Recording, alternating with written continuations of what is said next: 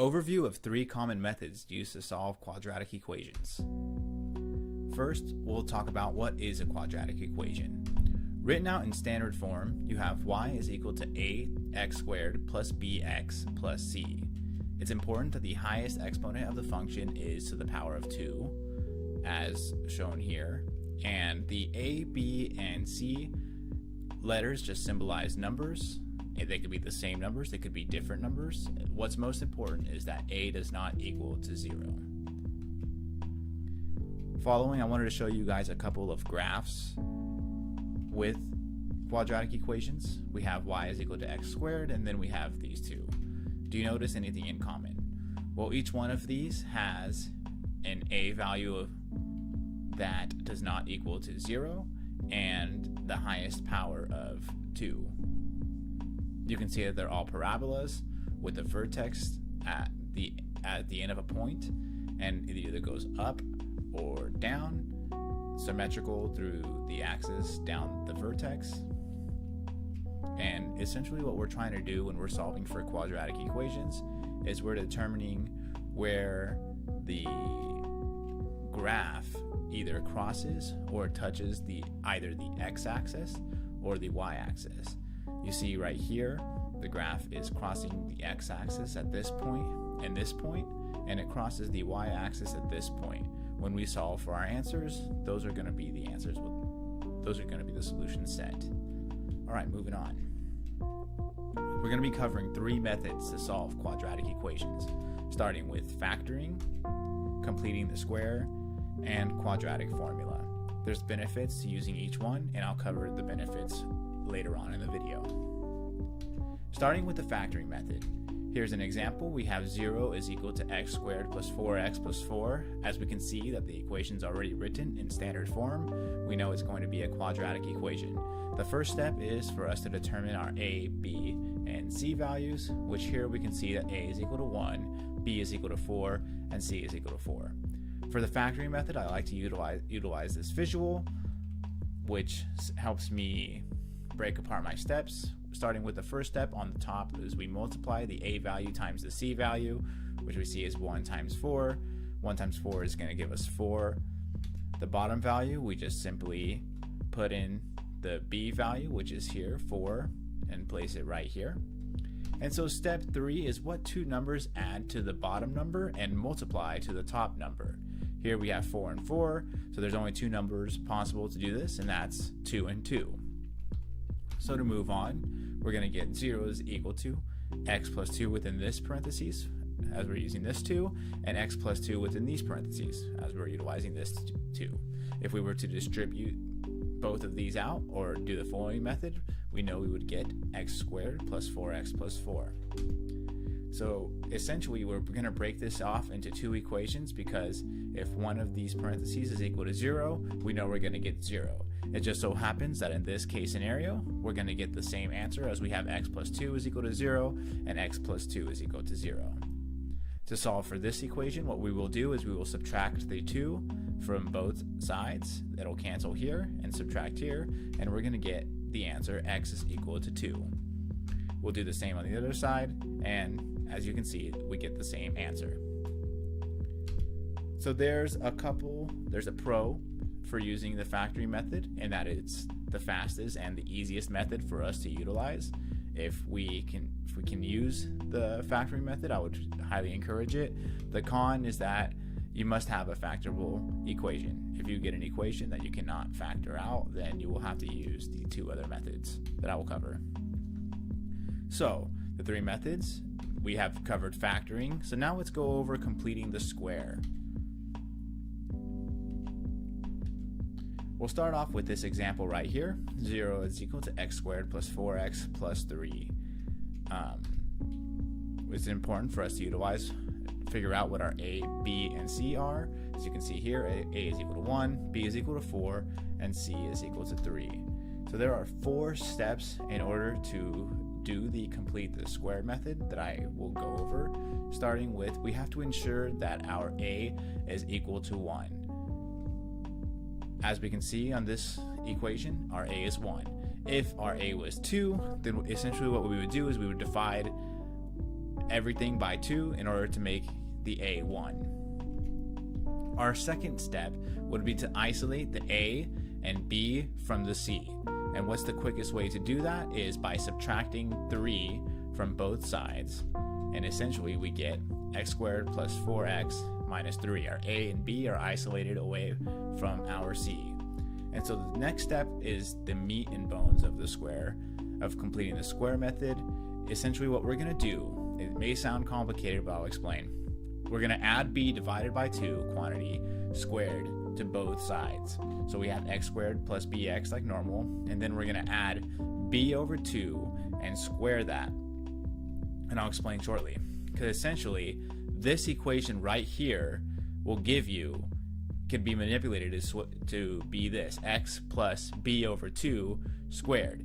If you were to distribute this, you get this equation up here. So by adding b over 2 squared on this side, you have to add it to the other side, but then you can easily solve for x with this equation right here, x plus b over 2 quantity squared. So first we need to determine what our b over 2 is. So what's our b? b is 4. 4 divided by 2 is equal to 2. So if we want to determine b over 2 squared, what's 2 squared? 4. 2 times 2 is equal to 4. So essentially we want to add 4 to this side, and since we're adding 4 to this side, we're going to add 4 to this side. So essentially we're going to do just as we did here, and we're going to convert x squared plus 4x plus 4 into x plus 2 squared. So this is where it gets kind of tricky, because some people will want to do x plus 4 squared, but it's important to know that what's in the parentheses is going to be the b divided by 2. And it's going to be equal to 1, as in 4 minus 3 is equal to 1. So what's next? So the next and final step of the completing the square method is to solve both sides by solving for x. So I'm sorry, I said solve, but I meant to say square both sides and solve for x. So the reason we want to square both sides is because then we can get rid of this power of 2 on the parentheses and solve for the x. So when we take the square root of something to the power of 2, essentially those 2 just cancel, and you're left with x plus 2. And then when you're squaring a constant, we know that it's going to give us 2 answers. You're going to get a positive and a negative. So that's how our equation ends up breaking off into 2 different equations. We have x plus 2 is equal to positive 1, and x plus 2 is equal to negative 1. So essentially, to solve for the equation, we want to subtract by 2 from both sides. These cancel. 1 minus 2 will end up giving us x is equal to negative 1. And then for this side, we'll do the same. We'll subtract by 2 from both sides. Negative 1 minus 2 will give us x is equal to negative 3. And those are our 2 answers. That's how we use the completing the square method to solve for quadratic equations. So there's the pro about using the completing the square method is that you can always use the completing the square method.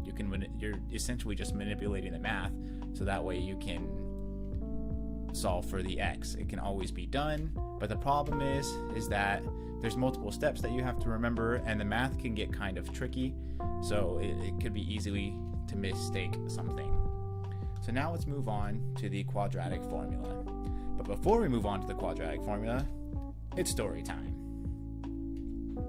There was once this mean, negative boy, and he just couldn't decide on whether to go to the square gathering.